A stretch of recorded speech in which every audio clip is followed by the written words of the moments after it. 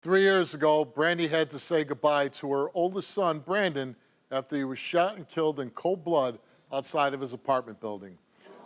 While there have been no arrests made in the case, Brandy is convinced that Brandon was set up to be murdered by the last person to see him alive, his girlfriend, Savanna. Brandon was my fiance. I love Brandon. That's who I was supposed to spend my life with. I understand that she's hurt, but I am too. I would never have done anything to hurt him. And I definitely did not want him to die. Obviously, this murder has a huge effect on you. Very much so. Everyday life. I can't even talk to somebody or go out or anything without hearing watch out for her. And other people other than Brandon's mother are suspicious that you had something to do with this? Yes, because she has went around Roanoke saying it so much. You believe it's because of her that people believe that you had something to do. How would you describe the relationship between you and Brandon? It was awesome. It was great. We had our ups and downs like every couple does. I do not want to paint him as a bad person. He was an amazing dad, like so good. Y'all think y'all have good dads? Like, he was a great dad. I can't even provide for her the way he would have. I would never take that away from her. What happened the day he was killed? We had woke up late, first of all, because him and a family member of mine were drinking that night. So we didn't wake up till about like 11:30, 12, I want to say. We were all leaving, about to go out of the door, all at the same exact time, and my daughter said, "I pooped." Okay, well, naturally, you got to change the baby before you leave. I went back in her room, started to change her, and Brandon said, "I'm going to go ahead and start the car." He had a box of shoes in his hand, too. He said, "I'm going to go start the car." He had went and grabbed the shoes, and then he started walking out the door.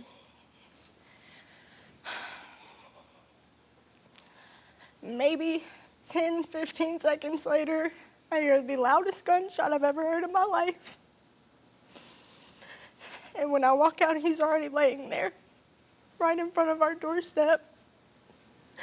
So I have my family member grab my daughter and keep her inside so she didn't see anything. And I called 911. Brandon said, "Take my gun." He had a gun? Yes. I grabbed his gun and I took it inside and put it under the mattress. I was still on the phone with 911 at this time. When I came back out, I called his mom and I said, "Here, I don't think this is good. He's turning colors. You might want to talk to him and please get here." She talked to him for a minute. I didn't listen to their phone call. That wasn't my business to listen to, but I wanted her to have a chance to say something to him. But he couldn't really say anything back. I don't think he was okay at all at that point, really. Why did Brandon have a gun? Because he sold weed, and we lived in the hood. So he carried it for personal protection? Yes. So he says, the last thing he says to you is, "Hide this gun." He says, "Take my gun." He didn't tell me to hide it. He said, "Take the it." gun. Because he was worried he might get in trouble if the police come. Yes. Okay. So you're like, okay, I want to... Yeah, I can't have him getting in trouble. He took care of everything. I couldn't have him go get in trouble or be... From what I understand, she's saying that she took the little girl because you were allowing the boyfriend to abuse her. No, sir. Did you ever see your boyfriend hit your daughter, strike One your time daughter? he whipped her way too hard, and there was a red mark on her butt. What did you do when you saw that? After that, he left. I made him leave. We ended up getting back together, yes, but I made him leave. Why would you get back together with a guy that beat your child?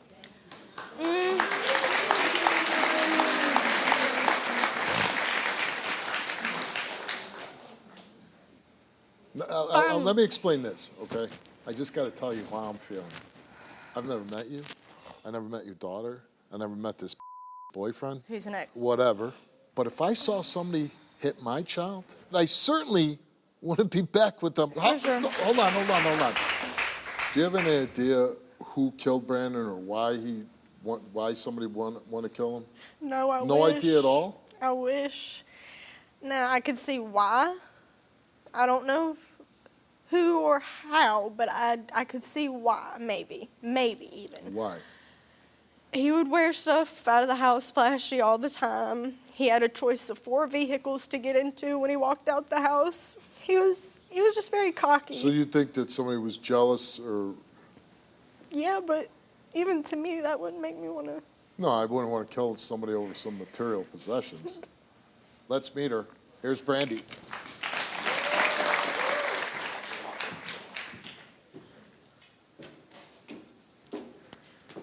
Savannah, please, it's just me and you. Please tell me the truth. If you had anything to do with it, please. I'm tired of hearing that. I'm tired of hearing that. Well, that's why we're here today, because Okay. I hope Okay. this lie detector comes back that you had nothing to do with that it. works. First of all, I'm very sorry for your loss. Thank you. Describe your son to me. He was a great dad. He was an awesome person, you know. He was a good friend. Look at him. You know, that's his baby. That he never wanted to wake up. He was raised son without a daddy. So, you know, he never wanted not to be there for this little girl. And now she has to live without him. Every day with me. And I get to look at her every day. Yep. And be just reminded like of him every I day. get to listen to it too, honey, and we should be a family and be together. Okay, but you always want to twist the story around. How am I supposed to How be am I a family? changing any story around? It ain't nothing to change. Okay. She says she didn't have a new boyfriend right away. What do you want to say about that? I don't know. I just know what's been told to me. Like I told her when my son passed away, Savannah, I know you're young. I know you're going to have another boyfriend. And she kept telling us She told me no. this before the funeral, as we're standing in her room getting ready for his funeral. She No, tells it me wasn't. this. We were sitting on the bed, and this was nights before, because I brought her back to my home and everything. After she stayed in the hotel with me the whole time I was in Roanoke, and we brought her back to our home. I let her be a part of everything. And what Nobody was I doing tried while I was with you in that to hotel? let her I was be going by through those herself. cameras for days. I was And sending I them didn't say you detectives wasn't. everything I found. I didn't. Nobody said you wasn't, But honey. why would I do that if I hurt him, Brandon? Well, I hope you did, Savannah. I pray to God. You lost your son, but I lost literally my life. I lost my I feel son. like I had to start a new life. Y'all get to keep going on, and you're not. Not going on. That's my child. Yo, imagine losing your child. You can't go on. You can't. That's who I was supposed to spend my life with. That's who you were raising, Brandy. No disrespect, but that's who you were raising, and that's who I was supposed to spend But my that life was my with. child. You're right. That's somebody I raised. That's mine. I carried this child. I gave birth to this child. Who told you your son passed? I was on the phone with Savannah, and Savannah was like, his life's just worth a phone call, just a phone call. They just told me he was dead. So I was like, I'm not listening to this, Savannah. I didn't want to hear it from her. So I was like, I'll believe it when I get a call from the surgeon. We got off the phone about 20 minutes later. My phone rings, and it's the surgeon asking me if I'm sitting down. And I told him we're driving. And he told me that my son didn't make it. Did she send you a photo of your son? Yes, she did. Of what? Him laying there turning purple and taking his last breaths. So that's what I see every night before I go to bed or anything, is him taking his last breaths. And I hear, so imagine being a parent, and that's how you have to look at the last vision of your child. Imagine watching it happen in front of your face.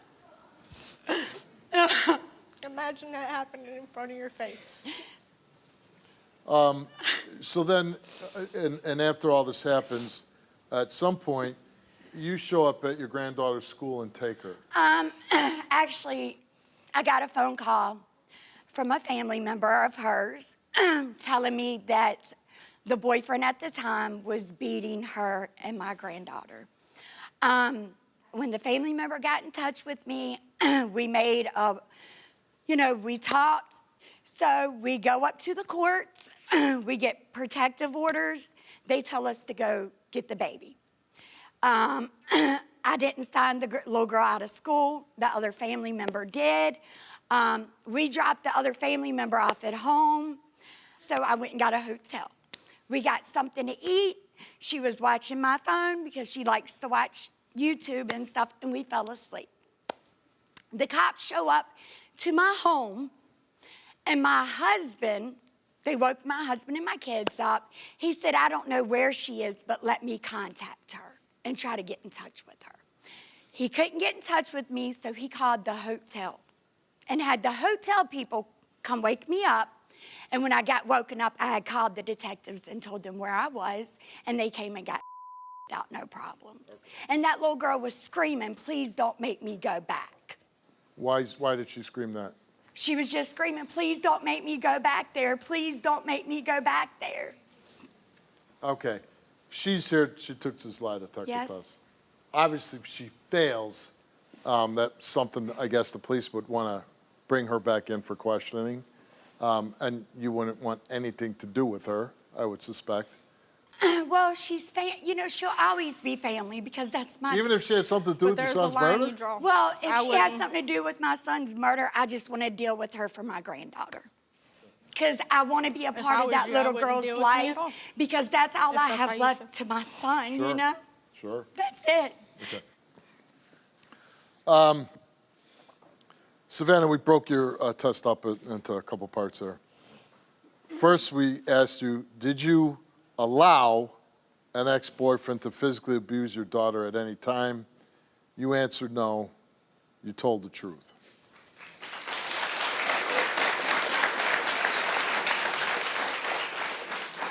We go on to ask you about the murder. Did you have any involvement in the murder of Brandon? You answered no. Do you know for sure who killed Brandon? You answered no. On the day in question, did you set Brandon up to be shot, harmed, or killed? You answered no. The result came back the same to each one of those questions, and it came back that Savanna told the truth.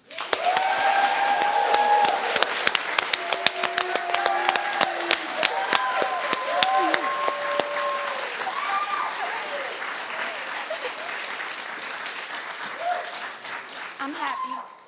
Does Grandma get to be part of your daughter's life? It takes a village, but she's going to have to stop saying that because, like I said, it only takes one time for to...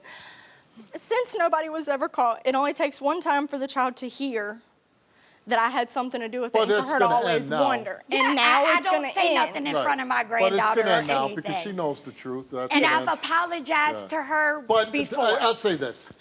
You are a young mother. You have a long way to go. I hope that you'll get have somewhat of a civil relationship moving forward.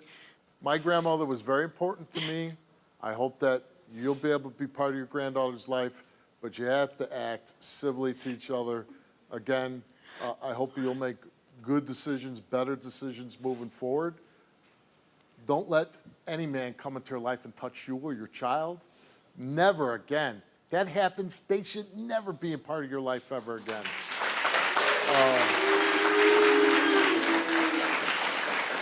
And again, if you get in a relationship, pick a guy that, you know, is a bus driver or, you know, a cook or whatever, so you don't have to worry about getting shot yourself, okay? Good luck to you. If anyone has any information related to this investigation, please contact the lead detective, Detective Paul Maddy, at 540-853-5314. Help this family get justice.